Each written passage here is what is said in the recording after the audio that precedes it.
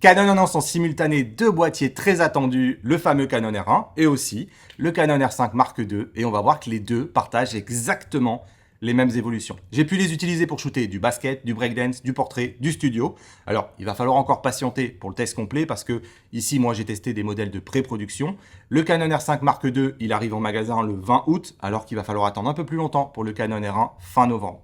Dans cette vidéo, je vais vous résumer l'essentiel et je vais vous donner un premier avis. Dans une seconde vidéo, je vous donnerai beaucoup plus de détails. Je vais vous partager beaucoup d'exemples. J'ai 1,3 Tera de données. J'ai mis 9 heures à les trier et les organiser pour vraiment vous montrer un maximum de choses. J'espère vraiment que ça va vous plaire. Allez, juste avant que vous regardiez cette vidéo, 20 secondes pour vous faire découvrir mes formations en ligne. Initiation à la photo pour maîtriser la technique et former son œil de photographe pour libérer votre créativité. Apprenez à développer vos RAW sous Lightroom ou Capture One. Et bien sûr, apprendre à aimer Photoshop. 15 000 photographes ont fait confiance à mes méthodes. Pas de blabla, pas de termes pompeux. Tout est expliqué en langage simple. Scannez ce QR code ou rendez-vous sur damienbernal.com. Alors, on va pas tourner autour du pot. J'ai quand même un petit sentiment de déception concernant le Canon R1 qui ressemble en fait à un Canon R3 Mark II puisqu'il a conservé le capteur de 24 millions de pixels empilés. Je suis beaucoup plus convaincu par le Canon R5 Mark II qui lui garde un capteur de 45 millions de pixels mais cette fois-ci en version empilée. Donc on a deux capteurs rétroéclairés empilés et bien sûr stabilisés, 8,5 stop, soit la meilleure mesure du marché en termes de stabilisation, d'autant plus que Canon précise que dans la mesure 6 pas ça se voit pas toujours mais ils ont amélioré sur l'axe du roll la performance d'un facteur de 2 par rapport au Canon R3. La grosse évolution de cette nouvelle génération, c'est l'utilisation intensive de l'intelligence artificielle. En fait, c'est permis par le nouveau processeur Digic Accelerator qui vient compléter le Digic X qu'on connaît bien. Et en fait, on a un autofocus qui change complètement de génération puisqu'on passe au Dual Pixel AF3. Et ça, c'est pas anodin, ça marque une évolution majeure. Plus fiable, il se laisse moins difficilement perturber, la détection est améliorée, on retrouve un peu comme chez Sony, l'estimation de la pose humaine qui en fait vient reconnaître toutes les parties du corps et qui ne va pas se laisser perturber. Si on porte un masque, des lunettes, si on est de dos, si on est de côté, en fait il regarde où sont nos articulations et ça lui permet de deviner notre position et de deviner où est-ce que devrait être notre tête et notre œil. Mais l'évolution de Canon, elle va cette fois-ci beaucoup plus loin puisqu'on a un mode priorité à l'action qui lui est capable de suivre le ballon de football, de basket ou de volley. C'est-à-dire que le boîtier, en fait, il essaye de comprendre ce qu'il voit et si un joueur fait la passe à un autre, il va changer automatiquement de sujet en suivant la balle. Et la promesse, quand même, elle est folle. Alors après, moi, après analyse sur mes tests, ça marche quand même. Ça marche dans 50-60% des situations. Ça veut dire que dans 40 à 50% du temps, il échoue à analyser l'action. Parfois, ça fait le job et on est vraiment surpris que le focus se soit adapté à une action qui est passée à toute vitesse et qu'on aurait forcément loupé. C'est dur de suivre le ballon, mais régulièrement aussi, on s'aperçoit que il a des difficultés à suivre l'action et qu'il lui arrive de faire le focus au mauvais endroit. Mais malgré tout, la manière dont il fonctionne est assez folle et en fait, on s'aperçoit qu'une fois activé, on laisse quand même la main au photographe. C'est-à-dire que si vous avez envie de travailler en zone, vous pouvez par exemple activer, désactiver cette fonction-là via un bouton et vous pouvez en fait travailler en collaboration avec l'autofocus tout en gardant la main et en fait, ça devient une aide pour le photographe qui, je trouve, est ultra innovante et qui ouvre un futur qui est absolument fou. On passe à une autre option originale, c'est l'enregistrement d'une personne définie. Vous savez que, par exemple, dans une foule, vous allez vouloir cibler Macron, vous allez pouvoir cibler Mbappé. Vous allez enregistrer son visage à l'intérieur du boîtier et l'autofocus va lui donner la priorité. Et ça, c'est une fonction qui m'a vraiment bluffé sur le terrain. Certes, on connaissait cette fonction, le Canon R3 l'avait par exemple, surtout utile pour du mariage, mais ici ça s'applique dans le monde du sport avec des sujets dont le visage est jamais sur le même angle, jamais avec le même éclairage, c'est une toute autre histoire. Et là pour le coup, ça marchait vraiment bien, c'est-à-dire qu'on avait un visage que j'avais enregistré qui était bien reconnu au milieu de tous les autres visages.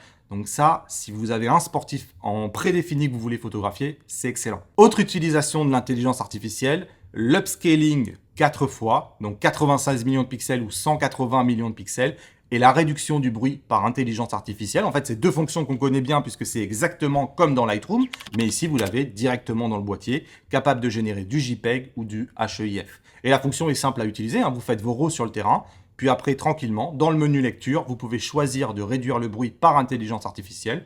Vous allez sélectionner vos photos, y créer des nouveaux JPEG où votre bruit a disparu. Et là, pour le coup, l'efficacité est bluffante. Il n'y a aucun lissage ou artefact. C'est basé sur un dématrissage du RAW. Et une photo à 12 800 ISO, franchement, elle ressemble à une photo prise à 400 ISO. C'est une folie. Moi, j'aurais kiffé que, évidemment, ils fassent ça sur un RAW ou sur un TIFF, puisque ici, c'est réservé au JPEG. Mais c'est vrai que le résultat est absolument bluffant et on peut prendre des photos à 12800 ISO, on sait qu'on va pouvoir se débarrasser du bruit. Et donc, on a donc la seconde fonction qui est l'upscaling, c'est-à-dire la super résolution. Vous allez multiplier la résolution de votre photo par un facteur de 4. Et là aussi, ouais, on a un résultat qui est absolument excellent si la photo de base était bien nette. Là aussi, hein, c'est basé sur l'analyse fine du RAW et donc le dématrissage, ce qui lui permet de recréer des détails avec une garantie que vous allez avoir aucun artefact, aucun lissage. En fait, vous allez vous retrouver avec un JPEG ou un HEIF qui est ultra détaillé. C'est une fonction qui marche extrêmement bien d'après mes tests. L'avantage de ces deux fonctions-là, c'est que vous allez pouvoir faire tranquillement ça dans le boîtier à partir d'un fichier RAW après le shooting en ayant sélectionné vos photos sans avoir besoin d'y penser au moment où vous faites les photos.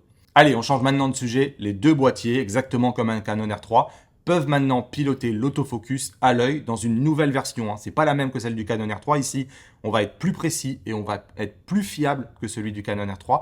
Le viseur, il sait donc lire où est-ce que vous êtes en train de regarder avec votre œil pour placer le collimateur automatiquement là où vous êtes en train de regarder sans avoir besoin d'utiliser un joystick. Et on sent nettement l'amélioration. Sur le Canon R3, ce qui était pénible, c'est qu'il fallait toujours avoir un œil qui soit ultra centré sur le viseur. Ici, en fait, on a une lecture de l'iris qui est plus large. Pourtant, c'est toujours pas parfait parce que c'est une technologie qui doit être incroyablement difficile à développer, notamment pour les porteurs de lunettes où ça continue à être parfois un peu difficile. Mais mine de rien, en fait, la combinaison de cet autofocus piloté à l'œil et de cette intelligence artificielle qui détecte l'action, en fait, c'est ce combo-là qui fait quelque chose d'assez incroyable à utiliser pour le sport. Ok, la détection de l'action, elle n'est pas toujours 100% fiable, mais comme on a en plus la combinaison de où est-ce que regarde mon œil et que mon œil, lui, va suivre la balle, bah, ça rattrape souvent le coup. Et en fait, parfois, c'est l'inverse. Parfois, c'est mon œil qui est mal lu par le détecteur, mais c'est la détection qui a fait le job. Quand vous combinez les deux, ça vous donne une nouvelle manière de shooter qui est totalement nouvelle et qui montre vraiment probablement le futur et qui vous donne des performances et une ergonomie qui est ultra plaisante à utiliser sur le terrain. En photo, bah, on a les deux qui vont proposer une rafale rapide en RAW. On est à 40 images par seconde pour le Canon R1, 30 images par seconde pour le R5 Mark II. Et on a une nouvelle génération de pré-capture puisque maintenant on fait des RAW classiques. C'est-à-dire que c'est la fin de la pile de RAW et ça c'est quand même un kiff. Alors je trouvais que c'était un poil limité en termes de buffer, c'est-à-dire que cette pré-capture elle permet de récupérer 0,5 secondes en rafale maximum quand souvent la concurrence en récupère 1 seconde avant le déclenchement. D'ailleurs, je vous affiche les buffers de ces deux boîtiers qui sont bons, mais qui ne sont pas non plus exceptionnels. Et pour faire la transition entre vidéo et photo, sachez que Canon inaugure maintenant la possibilité de faire des photos pendant l'enregistrement d'une vidéo. Donc c'est une toute nouvelle fonction qu'on n'avait pas avant. En vidéo maintenant, en termes de résolution, le R1 il fait de la 6K, tandis que le R5 II, lui il fait de la 8K. On a du 30 fps en RAW et on a du 60 fps en cinéma RAW Light. On a de la 4K 120 sur les deux, sans crop et avec du son, et même de la 2K 240 fps. H264, H265, 422 10 bits, proxy. Et enfin, on a le C-Log 2 et sa dynamique de 16 stops, ce qui devrait enfin donner une excellente dynamique en vidéo chez Canon. Et les bonnes nouvelles ne s'arrêtent pas là, puisqu'on a aussi un vrai port HDMI pleine taille et le waveform fait son apparition avec la possibilité de le mettre en standard ou en RGB. On a aussi une Tally Light sur le boîtier qui, en fait, c'est un témoin d'enregistrement qui permet de voir qu'on est bien en train d'enregistrer. Et en vidéo aussi, on a le pré-enregistrement qui vous permet de récupérer jusqu'à 5 secondes avant le déclenchement. En fait, ces boîtiers-là, ils ont ingéré les technos de la toute dernière Canon C400 issue de la Cinema Line et donc aussi du R5C, de la C70. Et qu'on s'entende bien, pour moi, c'est un énorme changement chez Canon qui en fait a ingéré toutes les technos des boîtiers vidéo comme le Cinema RAW ou les codecs XF AVC, le MP4, le PQ, le HLG, mais sans les menus Canon vidéo compliqués et surtout en gardant l'excellent autofocus dont on a parlé en photo et qui marche exactement pareil en vidéo. Et en fait, tout ce que je détestais avant dans la partie vidéo de chez Canon n'existe plus. Typiquement, on n'a plus besoin de faire du log pour faire de la 422 10 bits. J'ai pas le temps de détailler ici l'ampleur des changements, mais en fait, tous les changements profonds de structure qui ont été apportés par la C400 sont présents sur ces deux boîtiers. Et dernière évolution en commun sur ces boîtiers, la présence d'un Wi-Fi 6E, qui est tout simplement le plus rapide des Wi-Fi existants à ce jour. En fait, en résumé, ces deux boîtiers-là, ils inaugurent une toute nouvelle génération de composants, une nouvelle génération d'autofocus basée sur l'intelligence artificielle et ils font complètement leur révolution en vidéo en tordant le cou à tout ce qu'on leur reprochait. N'empêche que voilà, comme je vous ai dit en introduction, je trouve quand même que pour le Canon R1, on a une petite déception parce qu'on a entendu que le Canon R3, c'était pas assez pour être un flagship. Et ça, c'est directement Canon qui nous l'a dit. Puis forcément, hein, pendant 4 ans, on a eu les rumeurs les plus folles qui ont couru. 100 millions de pixels, du global shutter, une rafale 120 images par seconde ou plus, 4K 240. En fait, on s'attendait à du jamais vu.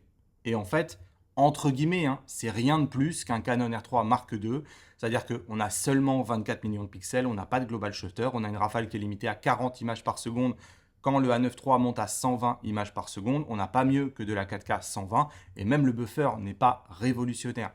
En fait, c'est de rien de jamais vu. Et forcément, le geek qui est en moi est resté sur sa faim. Ceci étant dit, le Canon R3, il s'était quand même taillé une sacrée réputation depuis sa sortie.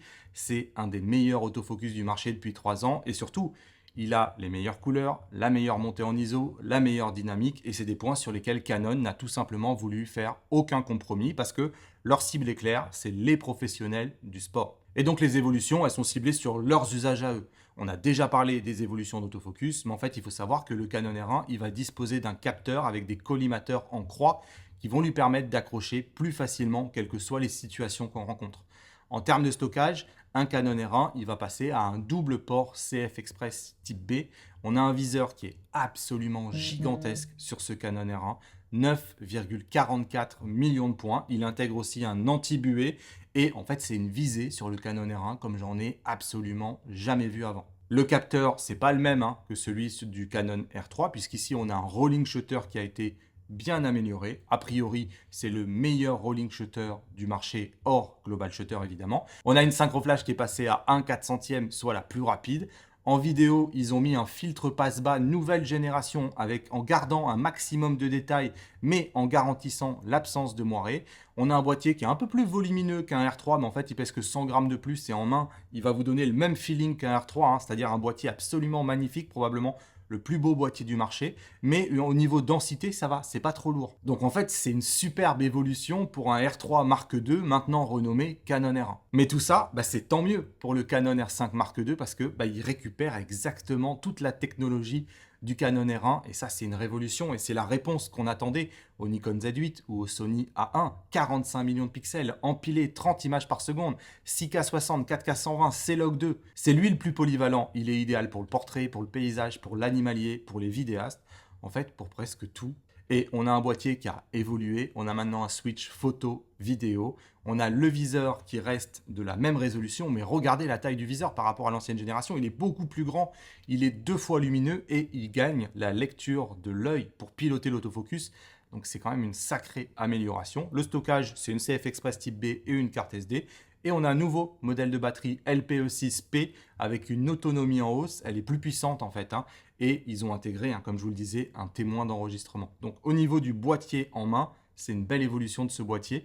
D'autant que il est maintenant aéré. Si vous regardez bien sur le dessous, vous avez une grille et vous avez une grille sur le côté aussi. Ce qui va lui permettre d'avoir un flux d'air tout en préservant sa tropicalisation.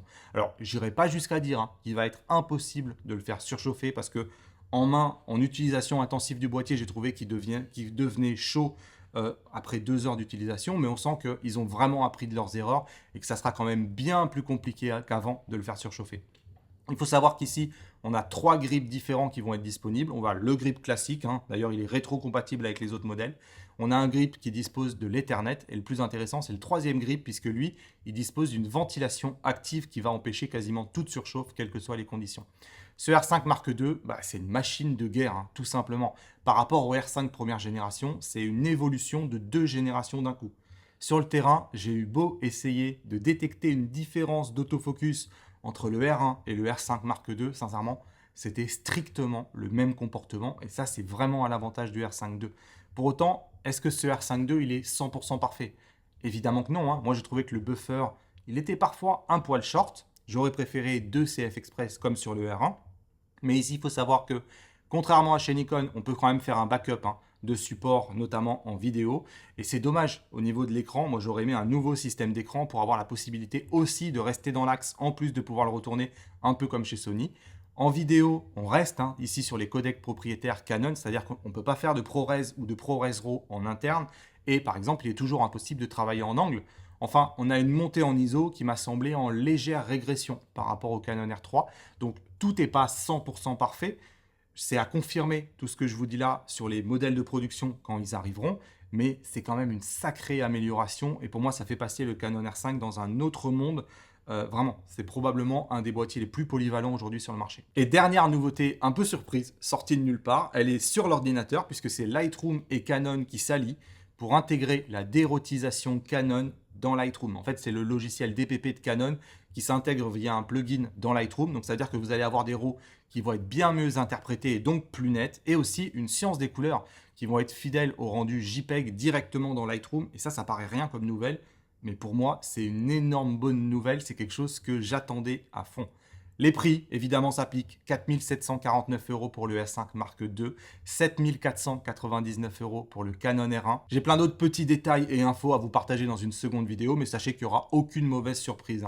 Je préfère vous le préciser tout de suite. J'ai participé, moi, à 2 trainings Canon, et je compte bien vous expliquer tout ce que j'ai appris, toutes les petites différences et tout ce qu'a Canon a un peu changé à droite, à gauche. Vous connaissez les différentes manières de soutenir mon travail. D'ailleurs, sachez que si une masterclass sur ce R5 Mark II vous intéresse, dites-moi-le en commentaire et selon les ventes, je me chauffe à la rentrée. On se retrouve dans quelques jours, puis dans quelques semaines pour un test complet du R5 Mark II. En attendant, dites-moi en commentaire ce que vous en pensez et ce que je dois tester. À bientôt. Salut!